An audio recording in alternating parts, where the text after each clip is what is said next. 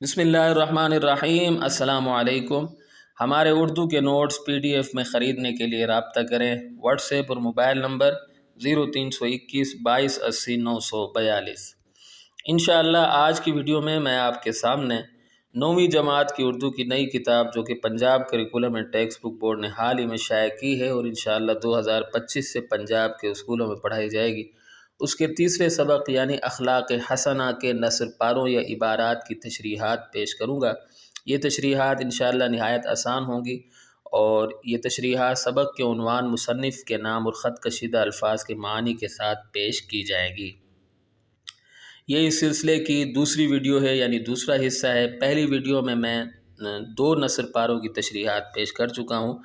اگر آپ میری سابقہ ویڈیوز جو میں نے اس کتاب کے بارے میں بنائی ہیں مکمل طور پر دیکھنا چاہتے ہیں تو اس ویڈیو کی ڈسکرپشن میں موجود پہلی لنک کو وزٹ کریں، اور اگر آپ صرف نثر پاروں کی تشریحات کی ویڈیوز دیکھنا چاہتے ہیں تو اس ویڈیو کی ڈسکرپشن میں موجود دوسری لنک کو وزٹ کریں۔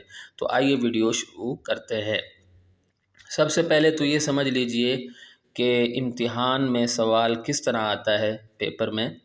تو میں نے سابقہ پیپر دیکھے ہیں، سوال اس طرح تھا کہ درج ذیل نثر پاروں کی تشریح کیجئے، سبق کا عنوان، مصنف کا نام اور خط کشیدہ الفاظ کے معنی بھی تحریر کیجئے۔ کبھی کبھار نثر پاروں کی جگہ لکھا ہوا آ جاتا ہے پیراگراف، تو اسی سوال کو مد نظر رکھتے ہوئے میں نے یہ تشریحات بنائی ہیں۔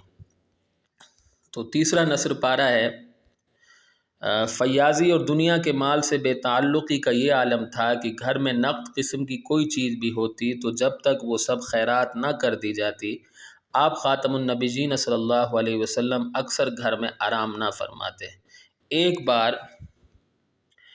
ایک بار فدق کے رئیس نے 4 اونٹوں پر غلہ بھیجا، اس کو بیچ کر قرض ادا کیا گیا، پھر بھی بچ رہا۔ آپ خاتم النبیین صلی اللہ علیہ وسلم نے کہا، جب تک کچھ بھی باقی رہے گا میں گھر میں نہیں جا سکتا۔ رات مسجد میں بسر کی، دوسرے دن جب معلوم ہوا کہ وہ غلہ تقسیم ہو چکا ہے تب گھر میں تشریف لے گئے۔ ٹھیک ہے، تو اس سبق کا عنوان ہے اخلاق حسنہ اور مصنف کا نام ہے سید سلیمان ندوی۔ مشکل الفاظ کو میں نے خط کشیدہ کر دیا تھا، تو یہ آپ کے سامنے ہیں، آپ دیکھ سکتے ہیں۔ تو اب ہم ان کے معنی دیکھ لیتے ہیں۔ جیسے فیاضی کا مطلب ہوتا ہے سخاوت، عالم یعنی حالت، نقد یعنی موجود مال، خیرات اللہ تعالیٰ کی راہ میں مستحقین کو دیا جانے والا مال، فدق یعنی ایک علاقے کا نام، فدق ایک علاقے کا نام ہے، رئیس یعنی سردار، اور غلہ کہتے ہیں اناج کو۔ تو تشریح کی جانب آ جاتے ہیں۔ اس نثر پارے میں مصنف لکھتے ہیں کہ رسول اللہ خاتم النبیین صلی اللہ علیہ وسلم کی سخاوت مثالی تھی۔ آپ خاتم النبیین صلی اللہ علیہ وسلم دنیا کے مال سے بالکل بے تعلق رہتے تھے۔ جو مال بچ جاتا اسے اللہ تعالیٰ کی راہ میں خرچ فرما دیتے تھے، یہاں تک کہ گھر میں نقد مال رکھتے ہی نہیں تھے۔ جب تک اس کو خیرات نہ کر دیتے گھر میں اکثر آرام ہی نہ فرماتے۔ یہ آپ خاتم النبیین صلی اللہ علیہ وسلم کی سخاوت کی ایک بہت بڑی دلیل ہے۔ حضرت عبداللہ بن عباس رضی اللہ تعالیٰ عنہ فرماتے ہیں، اب میں نے اس میں حدیثیں بھی لکھ لی ہیں تو آپ بھی تشریحات میں لکھ لیجئے گا، انشاءاللہ اچھے نمبر آ جائیں گے۔ رسول اللہ خاتم النبیین صلی اللہ علیہ وسلم سب سے زیادہ سخی تھے۔ صحیح بخاری حدیث نمبر 6۔ اگر آپ حدیث نمبر نہیں لکھتے تو کوئی مسئلہ نہیں، تو یہ صحیح بخاری لکھ لیجئے گا حوالے کے طور پر۔ مصنف مزید لکھتے ہیں کہ ایک بار فدق کے علاقے کے ایک سردار نے آپ خاتم النبیین صلی اللہ علیہ وآلہ وصحابہ وسلم کے ہاں 4 اونٹوں پر اناج بھیجا۔ اس اناج کو بیچ کر قرض ادا کیا گیا۔ قرض ادا کرنے کے باوجود کچھ غلہ بچ گیا۔ اللہ کے پیارے پیغمبر خاتم النبیین صلی اللہ علیہ وسلم کی سخاوت کا یہ عالم تھا کہ فرمایا، جب تک اس غلے میں سے کچھ بھی بچا رہے گا میں گھر نہیں جاؤں گا۔ چنانچہ پیارے رسول خاتم النبیین صلی اللہ علیہ وسلم نے رات مسجد میں ہی گزاری، گھر تشریف نہیں لے گئے۔ دوسرے دن جب بچا ہوا سارا غلہ راہ خدا میں خیرات کر دیا گیا تب گھر میں آئے۔ پھر ہے، یہ آپ خاتم النبیین صلی اللہ علیہ وسلم کی دنیا کے مال سے بے تعلقی کی کیفیت ہے۔ کیونکہ آپ خاتم النبیین صلی اللہ علیہ وسلم دنیا پر آخرت کو ترجیح دیتے تھے۔ حضرت عبداللہ بن عمر رضی اللہ تعالیٰ عنہ فرماتے ہیں کہ رسول اللہ خاتم النبیین صلی اللہ علیہ وسلم نے میرا کندھا پکڑ کر ارشاد فرمایا، دنیا میں اس طرح ہو جا جیسے تو مسافر یا راستہ چلنے والا ہو۔ صحیح بخاری حدیث نمبر 6416۔ ٹھیک ہے، اچھا اس کے بعد ہے پھر چوتھا نصر پارہ ہے، حضور خاتم النبیین صلی اللہ علیہ وسلم بڑے مہمان نواز تھے۔ آپ خاتم النبیین صلی اللہ علیہ وسلم کے یہاں مسلمان، مشرک اور کافر سبھی مہمان ہوتے۔ آپ خاتم النبیین صلی اللہ علیہ وسلم سب کی خاطر کرتے اور خود ہی سب کی خدمت کرتے۔ کبھی ایسا ہوتا کہ مہمان آ جاتے اور گھر میں جو کچھ موجود ہوتا وہ ان کو کھلا پلا دیا جاتا اور پورا گھر فاقہ کرتا۔ راتوں کو اٹھ کر مہمانوں کی دیکھ بھال فرماتے کہ ان کو کوئی تکلیف تو نہیں ہے۔ ٹھیک ہے، تو جو مشکل الفاظ سے ان کو میں نے خط کشیدہ کر دیا ہے۔ سبق کا عنوان ہے اخلاق حسنہ اور مصنف کا نام ہے سید سلیمان ندوی۔ اب خط کشیدہ الفاظ کے معنی دیکھ لیں۔ مہمان نواز یعنی مہمانوں کی بہت زیادہ خدمت کرنے والا، مشرک شرک کرنے والا، کافر اللہ تعالیٰ کو نہ ماننے والا۔ پھر ہے مہمان یعنی عارضی قیام کے لیے کسی کے گھر میں آنے والا، خاطر کرتے یعنی آؤ بھگت کرتے، فاقہ کرتا یعنی بھوکا رہتا۔ ٹھیک ہے، تو یہ مشکل الفاظ تھے۔ اب اس کی تشریح کی جانب آ جائیں۔ اس نثر پارے میں مصنف لکھتے ہیں کہ آپ خاتم النبیین صلی اللہ علیہ وسلم مہمانوں کا بہت زیادہ خیال رکھتے تھے۔ اللہ کے پیارے رسول خاتم النبیین صلی اللہ علیہ وسلم کے ہاں ہر قسم کے مہمان آتے تھے۔ ان میں مسلمان بھی ہوتے تھے اور غیر مسلم یعنی شرک کرنے والے اور اللہ تعالیٰ کو نہ ماننے والے بھی ہوتے تھے، لیکن آپ خاتم النبیین صلی اللہ علیہ وسلم سب کی خوب دعوت کرتے تھے۔ بذات خود ان مہمانوں کے آرام کا خیال کرتے تھے، جہاں تک ممکن ہوتا ان کی خدمت کرتے تھے۔ آپ خاتم النبیین صلی اللہ علیہ وسلم کی کوشش ہوتی کہ ان مہمانوں کو کسی قسم کی کوئی تکلیف نہ پہنچے۔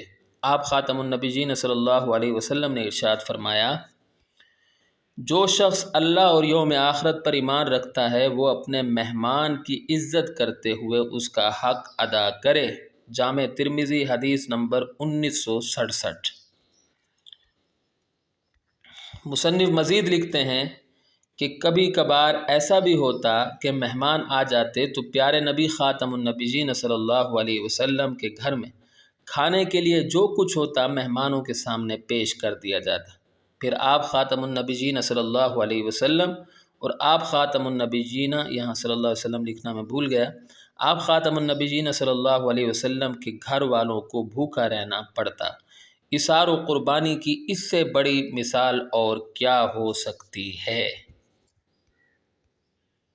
پانچواں نصر پارہ، گھر میں رہتے تو گھر کے کام کاج اپنے ہاتھ سے کرتے، اپنے پھٹے کپڑے آپ سی لیتے، اپنے پھٹے جوتے کو خود گانٹھ لیتے، بکریوں کا دودھ اپنے ہاتھوں سے دوہتے، مجمع میں بیٹھتے تو سب کے برابر ہو کر بیٹھتے۔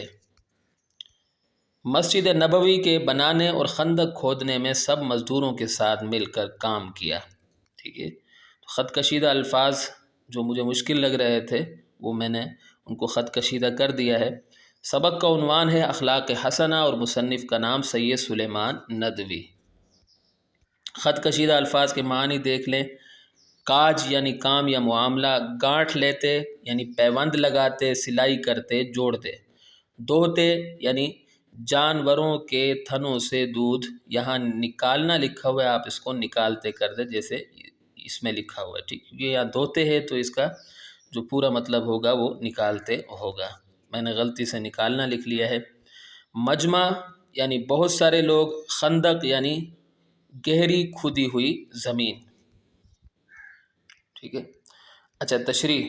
اس نثر پارے میں مصنف لکھتے ہیں کہ آپ خاتم النبیین صلی اللہ علیہ وسلم گھر کے چھوٹے چھوٹے کام بھی کر لیتے تھے۔ مثلا اپنے پھٹے ہوئے کپڑے خود سی لیتے تھے، اپنے جوتے خود مرمت کر لیتے تھے، بکریوں کا دودھ خود دوہتے تھے۔ گویا امت کو سکھا دیا کہ اپنے کام اپنے ہاتھوں سے کر لینے چاہیے، چاہے وہ چھوٹے کام ہی کیوں نہ ہوں۔